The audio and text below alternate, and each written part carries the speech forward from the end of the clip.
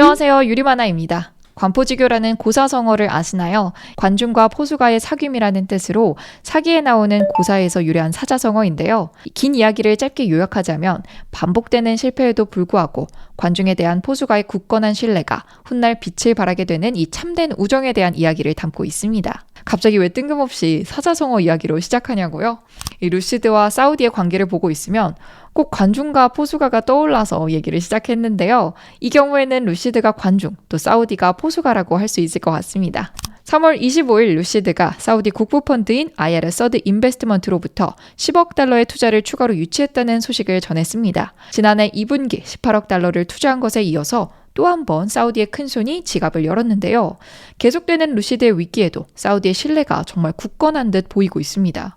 이번 자금 조달 소식의 구체적인 내용과 더불어서 이것이 루시드가 위기를 극복하는 데 어떤 도움이 될 수 있을지 살펴보도록 하겠습니다. 이번에 루시드가 자금을 조달한 방법은 전환 우선주 발행을 통해서인데요. 여기서 전환 우선주란 이후에 보통주로 전환이 가능한 우선주를 말합니다. 단순히 정리하면 유상증자를 통해 투자를 받은 셈이죠. 신규 주식을 발행한 만큼 기존 주주 가치가 희석될 우려는 있지만 사실 당장 루시드에게 있어 주주 가치 제고는 그다지 우선순위라 보기는 어렵습니다. 일단 당장 기업이 살아야 주주 가치를 제고하든 뭐라도 할 수 있을 테니 말이죠. 이번 자금 조달 소식에 대한 투자자들의 반응만 봐도 이런 상황이 잘 엿보이고 있는데요. 자금 조달 소식에 주가가 오름세를 나타냈습니다. 그렇다면 이번에 루시드에게 수혈된 10억 달러는 어느 정도의 자금인 걸까요? 루시드는 지난 2월에 발표한 2023년 4분기 실적 발표 때 사우디 국부펀드로부터 받은 누적 투자금이 54억 달러에 달한다고 밝힌 바 있습니다. 2023년 말일 기준 루시드의 유동자산은 47억 8천만 달러였는데요. 이 기업은 이에 대해 적어도 2025년까지는 사업을 영위할 수 있을 규모의 자산이라고 말했습니다. 약 50억 달러의 유동자산으로 2025년까지 사업이 가능한 수준이었다면 대략적인 계산으로 따져봤을 때 10억의 자금 조달이면 한 개 분기에서 반년 정도의 시간을 더 번 셈인데요.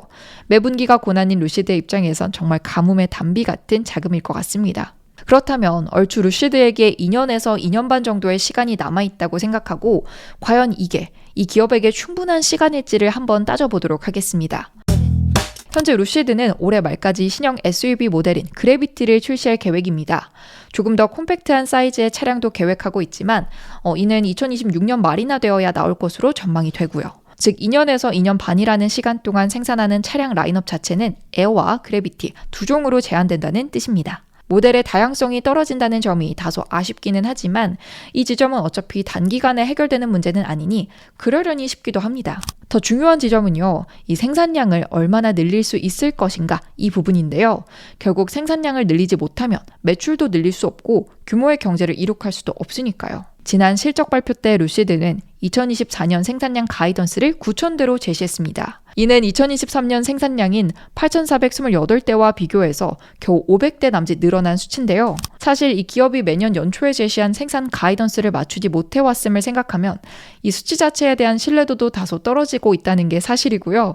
2022년의 경우 연초 가이던스를 12,000대에서 14,000대로 제시했다가 이를 6,000대에서 7,000대로 하향 조정한 바 있고요. 지난해에는 10,000대 이상으로 제시했던 가이던스를 8,000대에서 8,500대 범위로 낮췄습니다. 연초에 제시한 가이던스만 놓고 보면 해를 거듭할수록 생산 전망을 하향 조정하고 있는 셈이죠. 지금의 추세대로라면 2026년이 되어서도 과연 루시드의 연간 생산량이 10,000대를 넘길 수 있을지조차 의심스러운 상황이고요. 이번 자금 조달이 생산량 증대의 촉진제가 되어주기를 바라는 수밖에 없겠습니다. 그나마 다행인 점은 생산량을 늘리기만 하면 수요 측면은 크게 걱정할 필요가 없다는 점입니다. 왜냐하면 이번에도 사우디라는 든든한 후원자가 있기 때문이죠. 사우디 정부는 2022년 4월에 루시드와 대규모 구매 계약을 체결한 바 있습니다. 향후 10년 동안 루시드의 차량을 최소 5만 대에서 최대 10만 대까지 구매하기로 약정했죠. 2022년 2분기부터 지금까지의 루시드의 인도량을 모두 더하면 약 10,000대 정도가 됩니다. 설령 지금까지의 루시드의 차량을 모두 사우디에서 구매한 것이라고 쳐도 앞으로 최소 4만 대, 많으면 9만 대까지는 판매가 보장되어 있다는 뜻이죠. 어떻게 해서든 생산량을 늘리기만 한다면 한시름 놓을 수 있을 것 같습니다. 이쯤 되면 도대체 사우디가 왜 이렇게 루시드를 후원하는 것인지 궁금해질 지경인데요. 어스를 오래 구독해오신 분들이라면 익히 아시겠지만 이 사우디 국부펀드와 루시드의 인연은 하루 이틀 된 것이 아닙니다. 2018년, 그러니까 루시드가 상장도 하기 3년 전부터 PIF는 루시드에 관심을 보여왔습니다. 루시드가 처음 사우디 국부펀드에 투자를 받은 것은 2018년 9월이었는데요. 10억 달러를 조달해 이를 애리조나주 공장 건설과 루시드 에어 개발을 위한 자금으로 활용했죠. 사실상 지금 루시드가 차량을 생산할 수 있게끔 그 기반을 PIF가 닦아준 셈인데요. 공장 설립을 위한 자금도 마련해줘. 위기 때마다 추가 투자도 해줘. 자동차를 생산하면 구매까지 해줘. 루시드가 미국 기업이 아니라 사실은 사우디 기업인 것은 아닌가 싶을 정도입니다. 실제로도 전체 지분의 60% 이상을 PIF가 보유하고 있기도 하고요.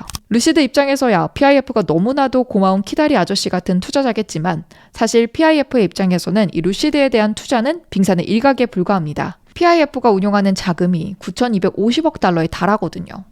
역시 사우디라는 말이 나오는 규모인데요. 이 중 64억 달러가 루시드에 투자되고 있습니다. 전체 운용 자산의 0.69% 수준이 투입된 거죠.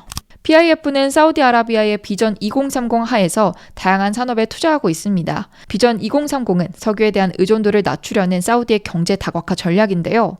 2016년 빈살만이 직접 발표한 정책입니다. 사실 비전 2030이 출범한 지 시간이 꽤 지났음에도 불구하고 여전히 석유는 사우디 실질 GDP의 40%, 이 재정 수입의 75%를 차지하고 있습니다. 석유의 의존도가 계속해서 높다는 것은 이 비전 2030이 성공적이지 못하다라는 뜻이기도 하지만 동시에 역설적으로는 PIF가 아무리 투자 실패를 거듭해도 사우디에게 가는 타격이 적다는 뜻이기도 합니다. 약간 과장을 보태서 말하자면 PIF의 입장에서 루시드에 투자하는 일이 나 럭셔리카 좋아하는데 전기차 럭셔리카 기업에도 한번 투자해볼까? 하는 정도의 무게감을 지닌 결정일 수도 있다는 거죠.